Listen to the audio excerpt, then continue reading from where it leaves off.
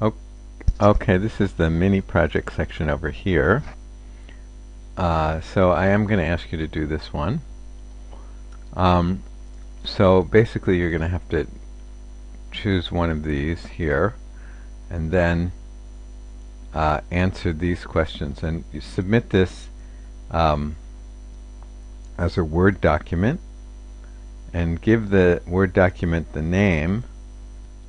Give it this name, Mini Project 1, your family name, your student ID, and of course .docx. So save it with that name and then submit it. So let's go through this. In this mini project you're going to obtain data, a data set of interest to you that you will use for mini projects in some of the other chapters. The data set should contain at least one qualitative variable and one quantitative variable, although having two of each will be necessary in some cases. I'm going to say that you should have at least 3 of each. Okay? And then a good-sized data set to work with should contain between 50 and 100 observations. So that means between 50 and 100 rows of data. Here are some examples of procedures to use to obtain the data. Take a random sample of used cars and collect data on them. So you can use websites like cars.com or autotrader.com. So here's autotrader.com, and you can search. And you can try a zip code if you want of 19103. Okay, if you want to do that. If you need a zip code, you can try that one, because that's in the US. Now you can use another site. You don't have to use this site. Maybe you have a site in your country. So they only found these, not very many here. Let's see if we can do better. There are not too many in that zip code, I guess. Okay, I did another search and I got more here. And maybe if I click on compare and compare,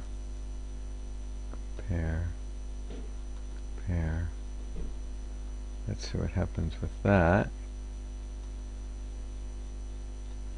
Well, they only allow me to compare a few. So anyway, you're supposed to collect, kind of hard work. Here, how about this?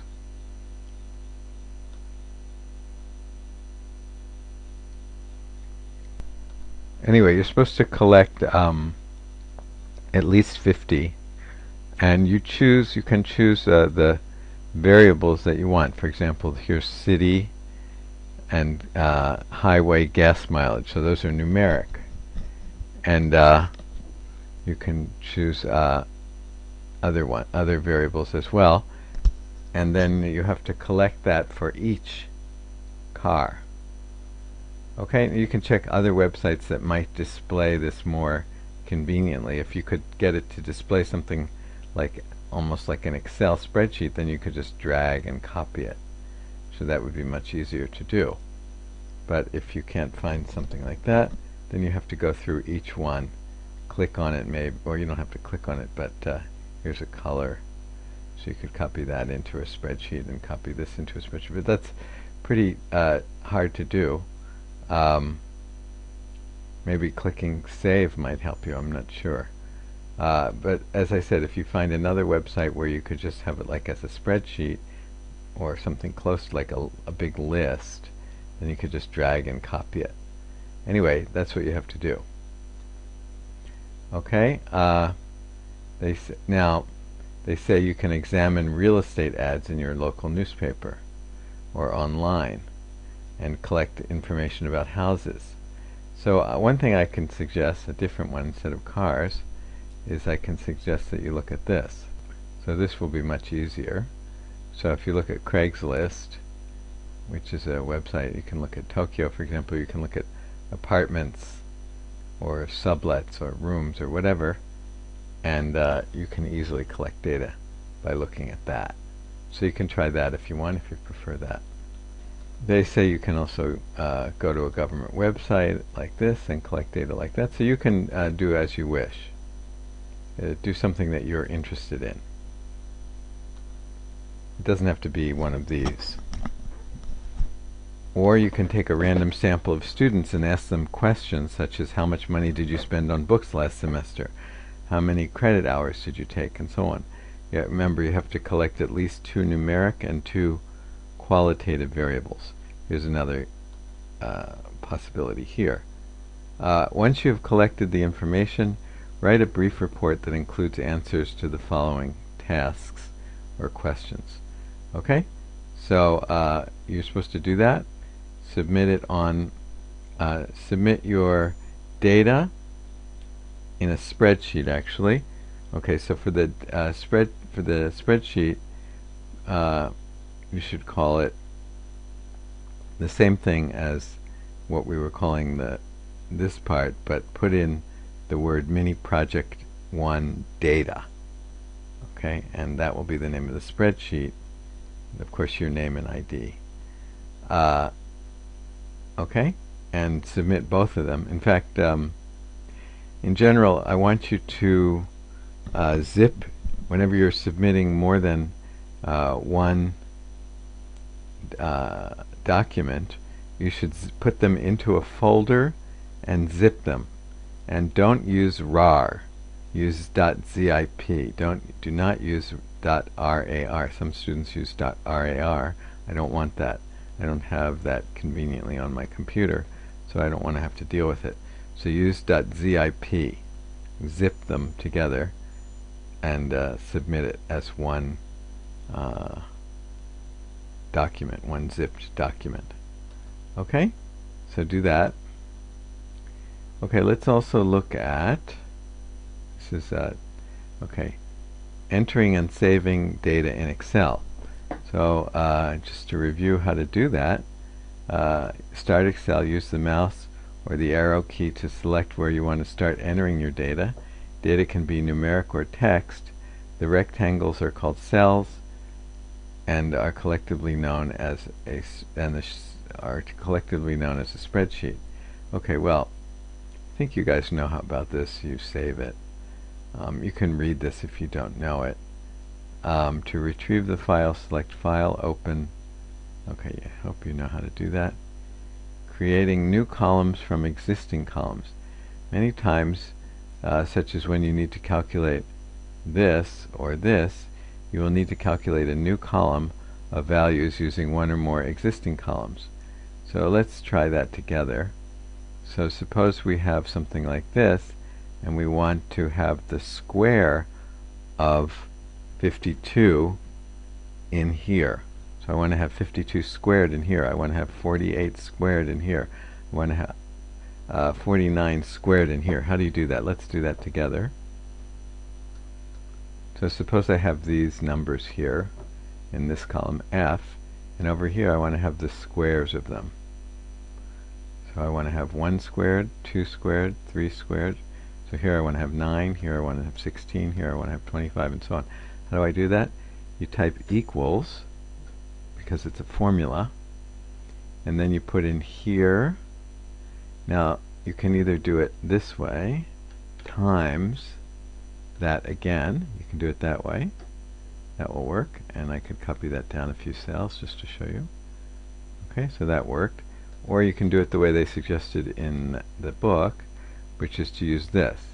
So you use this symbol, which means to the power 2. So you raise it, so this means raising to the power of 2, or you could raise it to the power of 3, whatever. But so you can do it like this. I could do equals this, and then I have to figure out where that symbol is. There it is. And then 2. And that will do the same thing. That means square F9. Okay, like that. And you can copy that down as well. Okay, so that's how you do that. You can do it either way. Okay, let's review that. Calculating the sum of a column. Just make sure everybody knows how to do that. That is, you want this. So one way to do that is just type in equals down here. Suppose I want the sum here. Equals sum. Oops. Sum. It doesn't have to be capital, but because it will make it capital. And then open bracket, and then just select what you want. So here I want to sum that, and then close bracket, just like that. Sum, here you can see it up here, I guess, F1 to F21, where I just dragged through there to get that, and then close bracket, and now if I hit enter, I get the sum. Now another way to do that is to click here. I suppose I want the sum of this one. You can use this here. So you can go here and sum. It just puts that in there already for you, and you do it like that. Okay? Okay, so that's that. Let's see what this is. The following table gives the names, hours worked, and salary for the past week for 5 workers. Enter the data into a spreadsheet, save the data file as worker, exit the session or program, then restart the program, and retrieve the file worker, print a hard copy of that, and refer to... Okay, well, you can try this just as a little practice. You don't have to do this one. This is, oh wait. Well, anyway, this is enough. Just one. And it's very simple, but if you want to try it, you can.